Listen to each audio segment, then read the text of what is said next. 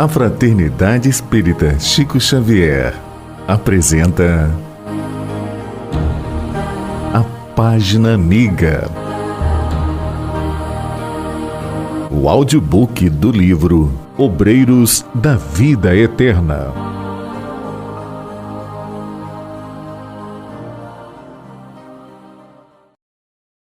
Capítulo 18.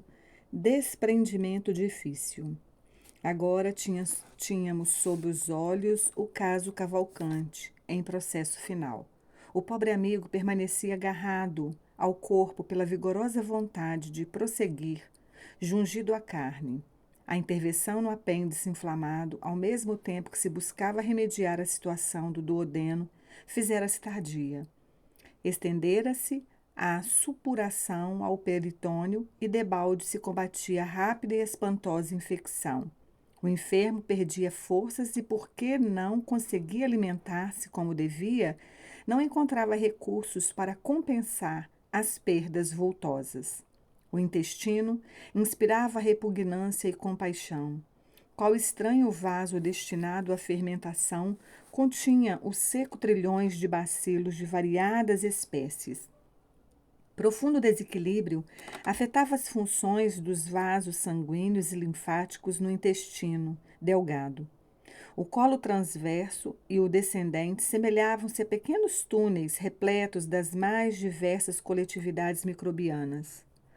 As vilosidades permaneciam cheias de sangue purulento e, de quando em quando, abriam-se veias mais frágeis, provocando abundante hemorragia em todo o aparelho intestinal. Verificava-se o gradual desaparecimento do tônus das fibras. O pâncreas não mais tolerava qualquer trabalho na desintegração dos alimentos e o estômago deixava perceber avançada incapacidade. As glândulas gástricas jaziam quase inertes. Distúrbios destrutivos campeavam no fígado, onde animáculos vorazes se valiam da progressiva ausência de controle psíquico, manifestando-se ao léu como microscópicos salteadores em sanha festiva. O doente, por fim, já não suportava nenhuma alimentação. O estômago expulsava até a própria água simples, deixando-o exausto em vista do tremendo esforço despendido nos reiterados acessos de vômitos. O sistema nervoso central e o abdominal, bem como os sistemas autônomos, acusavam desarmonia crescente. Reconhecia, entretanto, ali, naquele agonizante que teimava em viver de qualquer modo no corpo físico, o gigantesco poder da mente, que, em admirável decreto da vontade, estabelecia todo o domínio possível nos órgãos e centros vitais em decadência franca. Decorridos mais de 4 dias em que atentávamos para o moribundo cuidadosamente, Jerônimo deliberou fossem desatados os laços que o retinham à esfera grosseira. Bonifácio, prestimoso e gentil, coadjuvava-nos o trabalho. Informando-se de nossa resolução de modo vago, através dos canais intuitivos, o doente, pela manhãzinha, chamou o capelão a fim de ouvi-lo, e após breve confissão, que o sacerdote reduziu ao mínimo de tempo, em virtude das emanações desagradáveis que se desprendiam da organização fisiológica em declínio, o pobre Cavalcante, mal suspeitando a paz que o guardaria na morte, procurou reter o eclesiástico em contristadora conversão. Padre, dizia ele em voz súplice, sei que morro, sei que estou no fim. Entregue-se a Deus, meu amigo. Só Ele pode saber, em definitivo, o que surgirá. Quem sabe se ainda tem longos anos à sua frente. Tudo pode acontecer. O capelão falava apressado, abreviando a palestra e tentando dissimular suas penosas impressões olfativas, mas o moribundo continuou ingênuo. Tenho medo, muito medo de morrer. Bem, obtemperou o religioso, não ocultando o gesto de enfado que passou despercebido aos olhos do crente. Precisamos preparar o espírito para o que der e vier. Ouça, padre, acredita que me salvarei? Sem dúvida. Você foi sempre bom católico, mas escute. E a voz do enfermo fez-se triste, mais chorosa e sufocada. Eu desejaria morrer noutras condições. Segundo lhe confessei, fui abandonado pela mulher há muitos anos. Sabe que ela me trocou por outro homem e fugiu para nunca mais. Sempre admiti que experimentei semelhante prova por incapacidade de compreensão da parte dela. Mas agora, padre, encarando a morte frente a frente, reflito melhor. Quem sabe se não fui o culpado direto? Talvez tivesse levado longe demais meu propósito de viver para a religião, faltando-lhe com a assistência necessária. Lembro-me de que às vezes chamava-me Padre Sem Batida. Possivelmente minha atitude impensada teria dado origem ao desvio da minha companheira. Após fitar o clérigo, demoradamente implorou: Poderá a sua caridade continuar indagando por mim? Necessito vê-la a fim de apaziguar a consciência. Há 11 anos perdi-a de vista. O sacerdote, no entanto, não parecia intimamente interessado em satisfazê-lo e repetia com impaciência: Descanse, descanse. Prosseguirei nas diligências. Tenha coragem, Cavalcante. É provável que tudo venha ao encontro de nossos desejos. Moribundo, voz entrecortada pelo cansaço, murmurou: Obrigado, padre, obrigado. O religioso intentou sair, mas Cavalcante, amedrontado, perguntou ainda: Acha que me demorarei muito tempo no purgatório? Que ideia! Resmungou o interlocutor, entediado. Falta-lhe suficiente confiança no poder de Deus? Enunciou as últimas palavras com tamanha irritação que o enfermo lhe percebeu o descontentamento, sorriu humilde e calou-se. O sacerdote, ao se afastar aliviado, encontrou certo médico e indagou: Afinal, o que acontece ao Cavalcante? Morre ou não morre? Estou cansado de tantos casos cumpridos. Tem sido gigante na reação, informou o clínico bem-humorado. Considerando-lhe, porém, os males sem cura, venho examinando as possibilidades da eutanásia. Parece-me caridade, redarguiu o religioso, porque o infeliz apodrece em vida. O esculápio abafou o riso franco e despediram-se. A cena chocava-me pelo desrespeito. Ambos os profissionais, o da religião e o da ciência, notavam situações meramente superficiais, incapazes de penetração nos sagrados mistérios da alma.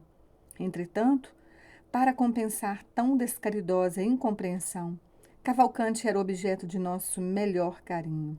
Por mim, não saberia ministrar-lhe benefícios dada a incipiência de minha singela colaboração, mas Jerônimo e Bonifácio cercavam-no de singular cuidado, amparando-o como se fora bem-amada criança. Quando o eclesiástico pisava mais longe, o meu assistente considerou: o pobre sacerdote ainda não possui olhos de ver. Cavalcante foi, antes de tudo, perseverante trabalhador no bem. Enquanto isso, o enfermo buscava enxugar as lágrimas copiosas. A atitude do capelão advertira-o do deplorável estado do seu corpo físico. Passou a sentir o cheiro desagradável das próprias vísceras, agravando-se-lhe o mal-estar. Sob incoercível angústia, pediu o comparecimento de determinada religiosa dentre as diversas que atendiam a casa. Experimentava funda sede de consolo, necessitava de coragem que lhe viesse do exterior. Provavelmente encontraria no coração feminino o reconforto que o confessor não lhe soubera prodigalizar. Porém, a irmã de caridade não trazia consigo o melhor humor. Fez questão de escutá-lo, alçando desinfetante energético ao nariz, a infundir-lhe surpresa ainda mais dolorosa. Cavalcante chorou, queixou-se. Precisava viver mais alguns dias, declarou humilhado. Não desejava partir sem a reconciliação conjugal. Rogava providências médicas mais eficientes e prometia pagar todas as despesas logo pudesse tornar ao serviço comum. Pretendia recorrer a parentes endinheirados que residiam à distância.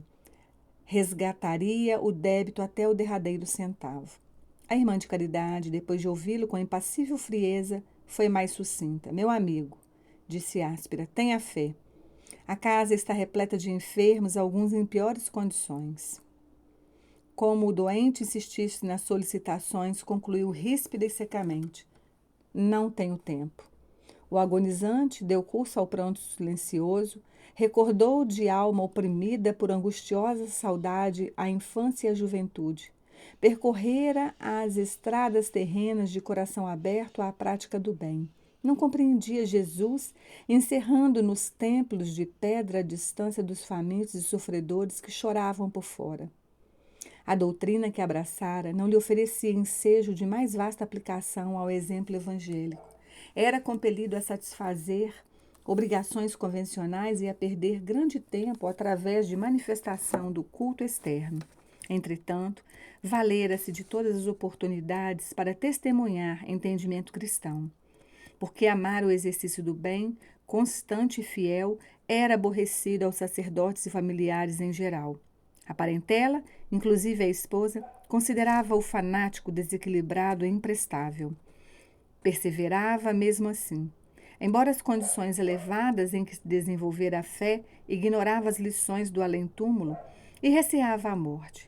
Estimaria obter a certeza do destino a seguir.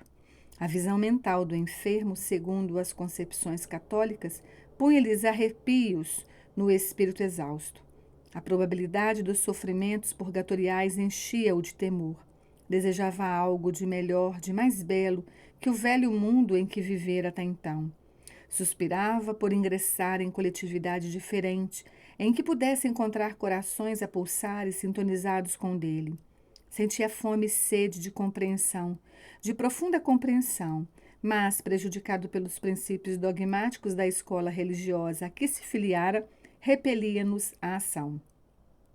O assistente, pondo em prática recursos magnéticos, tentou propiciar-lhe sono brando, de maneira a subtrair-lhes os temores em socorro direto, fora do corpo físico. Contudo, o moribundo lutou por manter-se vigilante. Temia dormir e não despertar, pensava ansioso. Queria ver a esposa antes do fim, dizia de si para consigo.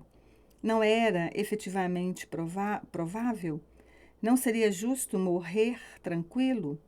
Oh, se ela surgisse, acariciava a possibilidade, penitenciar-se-ia dos erros passados, pedir-lhe-ia perdão. Tamanha humildade assomava-lhe ao ser, naquela hora de grande abatimento, que não se magoaria em receber-lhe a visita junto do outro. Por que odiar? Porventura não lhe ensinava a lição de Jesus que a fraternidade constitui sempre a bênção do Altíssimo? Quem seria mais culpado? Ele que mantinha dobrada a indiferença para com as exigências afetivas da companheira pelo arraigado devotamento à fé? Ou aquele homem despreocupado de qualquer responsabilidade que a recolhera talvez em desesperação? Se pugnara sempre pela prática da caridade, por que motivo ele, Cavalcante, faltara com a necessária demonstração portas adentro do lar? Em verdade, as sugestões sublimes da fé religiosa inflamavam-lhe o espírito de amor universal. Não tolerava a sufocação do idealismo ardente. Ninguém poderia reprová-lo, mas se era esse o caminho escolhido, que razões o levaram a desposar, pobre criatura, incapaz de aprender-lhe a fome e a luz? Por que fizera firmes promessas a um coração feminino, ciente de que ele não poderia atendê-las? A dor desenha a tela da lógica no fundo da consciência com muito mais nitidez que todos os compêndios do mundo. A morte, próxima, enchia aquela alma formosa de sublimes reflexões. Entretanto, o medo alojara-se dentro dela como sicário invisível. Cavalcante, que via tão bem na paisagem dos sentimentos humanos, permanecia cego para os outros lados da vida, de onde tentávamos auxiliá-los em vão. Jerônimo poderia aplicar-lhes recursos extremos, mas absteve-se. Inquirido por mim acerca de seus infindos cuidados, explicou muito calmo: ninguém corte onde não possa desatar. A resposta calou-me fundo. Debalde, porém, procurou se prodigalizar ao doente a trégua do sono preparatório e reconfortador. Cavalcante reagia insistente, sentindo-nos a aproximação e interferência de leve, fazia apressados movimentos labiais, recitando orações em que implorava a graça de ver a companheira antes de morrer. Desventurado irmão, comentou Bonifácio comovido. Não sabe que a consorte desencarnou há mais de um ano, num catre, vítima de uma infecção luética. Jerônimo não se moveu, mas lutei contra mim para não disparar interrogações à torta e à direito, em busca de pormenores. Coibi-me, felizmente. A hora não comportava perguntas inúteis. Meu assistente, como se houvera recebido a mais natural das informações, dirigiu a palavra ao companheiro, recomendando: Bonifácio, nosso amigo, não pode suportar por mais tempo a existência do corpo carnal. A máquina rendeu-se. Dentro de algumas horas, a necrose ganhará terreno e precisamos libertá-lo. Teima em agarrar-se à carne apodrecida e pede comovidoramente a presença da esposa. Já tentamos auxiliá-lo a desprender-se afrouxando os laços da encarnação no plexo solar, mas ele reage com espantoso poder. Resolvi, em vista disso, abrir pequenos vasos do intestino para que a hemorragia se faça ininterrupta até a noite, quando efetuaremos a liberação. Peço a vocês trazer-lhe a companheira desencarnada por instante até aqui. O enfraquecimento físico acentuar-se-á vertiginosamente de hora em diante, e com espaço de algumas horas as percepções espirituais de Cavalcante se farão sentir. Verá desse modo a esposa antes do decesso que se aproxima e dormirá menos inquieto. Bonifácio pôs-se pronto para cumprir a ordem e assegurou integral cooperação. Logo após, o assistente operou cauteloso sobre a região intestinal, rompendo certas veias de menor importância, atenuando-lhe a capacidade de resistência. Ausentar-nos-íamos por breves horas, considerando que o relógio assinalava poucos minutos além do meio-dia. Antes, porém, de nos afastarmos, observando o quadro emocionante da enfermaria gratuita, a que o moribundo se recolhera, perguntei a Jerônimo, admirado: já que o nosso tutelado se enfraquecerá a ponto de fazer observações no plano invisível aos olhos mortais, chegará a ver também as paisagens de vampirismo que me impressionam no recinto? Sim, informou o orientador com espontaneidade. Oh, mas terá energia suficiente para tudo ver sem perturbar-se? Não posso garantir, respondeu sorrindo. Naturalmente, qualquer espírito encarnado diante de um quadro desses poderia ser vítima da loucura. Possivelmente atravessaria algumas poucas horas em franco desequilíbrio, dada a novidade do espetáculo.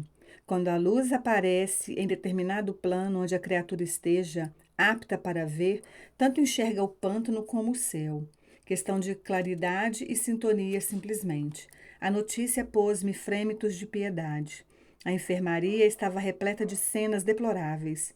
Entidades inferiores retidas pelos próprios enfermos em grande viciação da mente postavam-se leitos diversos, infligindo-lhes padecimentos atrozes, sugando-lhes vampirescamente preciosas forças, bem como atormentando-os e perseguindo-os. Desde o serviço inicial do tratamento de Cavalcante, desagradaram-me tais demonstrações naquele departamento de assistência caridosa e cheguei mesmo a consultar o assistente quanto à possibilidade de melhorar a situação, mas Jerônimo informou sem estranheza que seria inútil qualquer esforço extraordinário, pois os próprios enfermos, em face da ausência de educação mental, se incumbiriam de chamar novamente os verdugos, atraindo-os para as suas mazelas orgânicas, só nos competindo irradiar boa vontade e praticar o bem, tanto quanto fosse possível, sem contudo violar as posições de cada um. Confesso que experimentava enorme dificuldade para desempenhar os deveres que ali me retinham, porquanto as interpelações de infelizes desencarnados atingiam-me insistentemente. Pediam toda a sorte de benefícios, reclamavam melhores, explodiam em lamúrias sem fim. Sereno e forte, o meu orientador conseguia trabalhar de mente centralizada na tarefa inacessível às perturbações exteriores. Quanto a mim, entretanto, não alcançara ainda semelhante poder.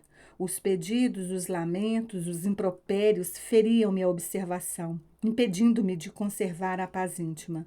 Por isso mesmo, ao me retirar, pensei na surpresa amargurosa do moribundo ao se lhe abrir a cortina que lhe velava a visão espiritual. Aguardei curioso ao cair da noite, quando, em companhia do orientador, atravessei de volta o pórtico do hospital.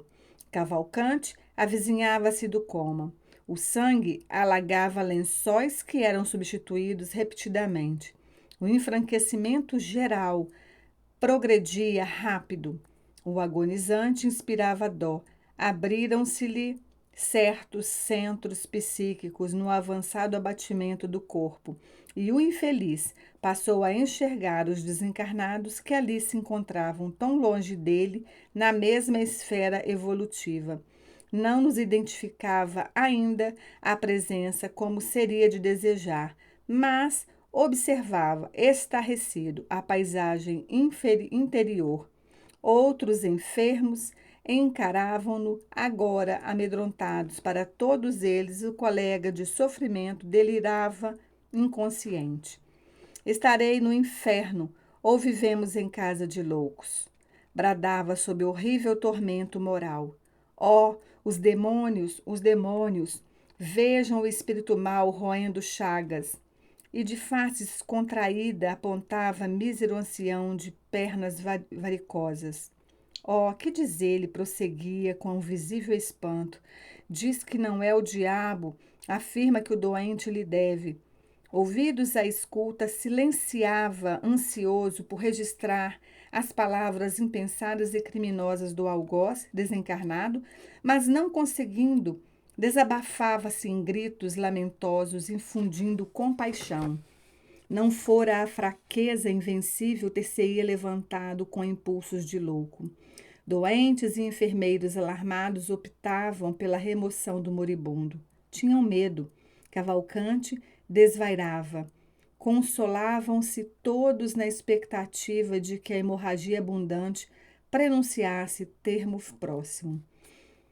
Jerônimo ministrou-lhe então piedosamente recursos de reconforto, e o agonizante aquietou-se devagarinho. Não se passou muito tempo e Bonifácio entrou, conduzindo verdadeiro fantasma. A ex-consorte, convocada à cena, semelhava-se, contudo, à sombra espectral. Não via o nosso cooperador, mas obedecia-lhe a ordem. Penetrou o recinto, arrastando-se quase. Satisfazendo o guia, automaticamente veio ter ao leito de Cavalcante. Fitou com a intraduzível impressão de horror e gritou longamente, perturbando-lhe a hora de alívio. O moribundo voltou-se e viu-a. Alegre sorriso estampou-se-lhe no escaveirado rosto. Pois é tu, Bela. Graças a Deus, não morrerei sem pedir-te desculpas. A ternura com que se dirigia a tão miserável figura causava compaixão. A esposa beirou-se do leito, tentando ajoelhar-se. Ouvindo-o assombrada, retrucou aflita: Joaquim, perdoa-me, perdoa-me. Perdoar-te de quê? Replicou ele, buscando inutilmente afagá-la. Eu sim fui injusto para contigo, abandonando-te ao léu da sorte. Por favor, não me queiras mal. Não te pude compreender noutro tempo e facilitei-te o passo em falso, colaborando impiedosamente para que te precipitasses em escuro despenhadeiro. Não entendi o problema doméstico tanto quanto devia. Hoje, porém, que a morte me busca, desejo a paz da consciência, confesso minha culpa e rogo-te perdão. Desculpa-me. Falava vencendo enormes obstáculos. No entanto, notava-se que aquele entendimento lhe fazia imenso bem. A mente apaziguara-se-lhe, contemplava a esposa, reconhecido quase feliz. Ó Joaquim, suplicou a mísera, perdoa-me, Nada tenho contra ti. O tempo ensinou-me a verdade. Sempre foste meu leal amigo e dedicado marido. O moribundo escutou-a, esboçando expressão fisionômica de intensa alegria. Fitou-a em êxtase e, totalmente modificado, murmurou: Agora estou satisfeito, graças a Deus. Nesse instante, o mesmo médico que víramos pela manhã avicinhou-se do leito para a inspeção noturna, acompanhado de diligente enfermeira. Chamado por ele, voltou-se a Cavalcante e, pondo na boca todas as forças que lhe restavam, notificou feliz: Veja, doutor, minha esposa chegou enfim. E, interessado em conquistar a atenção do interlocutor, prosseguia: Estou contente, conformado, mas minha pobre Bela parece enferma, batida. Ajude-a, por amor de Deus. Relanceando em seguida o olhar pela extensa enfermaria e fixando os quadros tristes, entre encarnados e desencarnados, inquiriu: Por que motivos tantos loucos foram internados aqui? Olhem aquele. Parece sufocar o infeliz. Indicava particularidade dolorosa em que certa entidade assediava pobre doente atacado de asma cardíaca. O médico, no entanto, contemplou, compadecido, e disse à servente: o delírio precedendo o fim. Entre mentes, Jerônimo recomendou a Bonifácio retirasse a sombria figura da ex-consorte de Cavalcante, acentuando: Não nos convém doravante a permanência de semelhante criatura. Já cumpriu as obrigações que a trouxeram até aqui, e ainda possui numerosos credores à espera.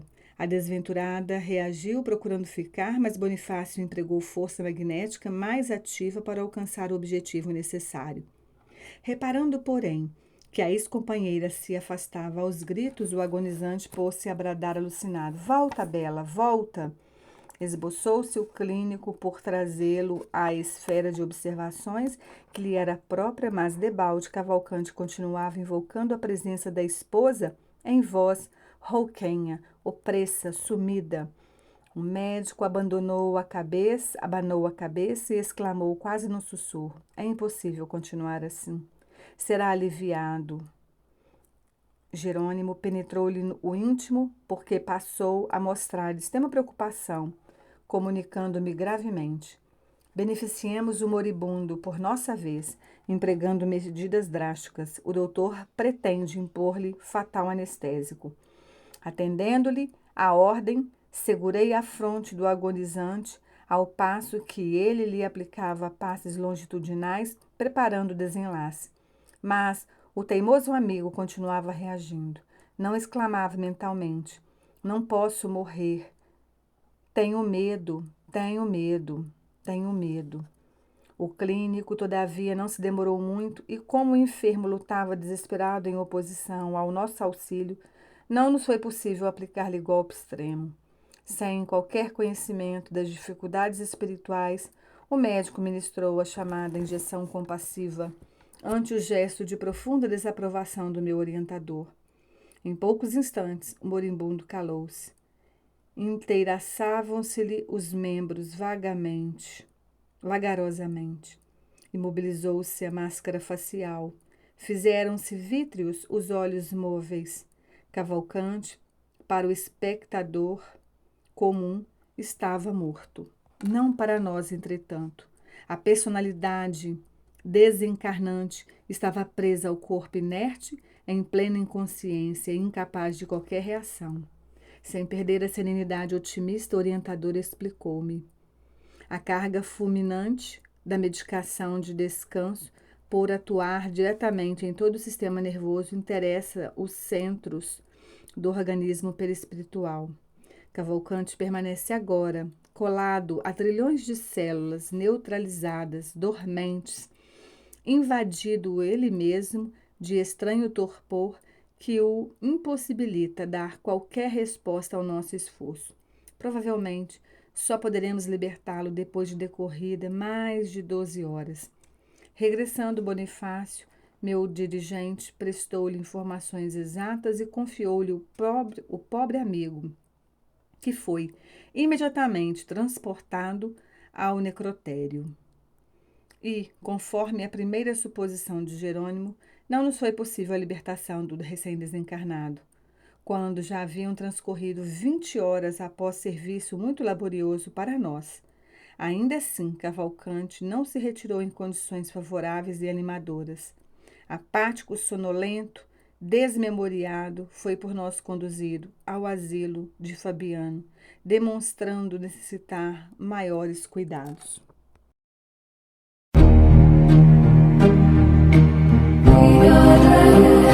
Audiobook do livro Obreiros da Vida Eterna. Narrativa: Cristina Albuquerque.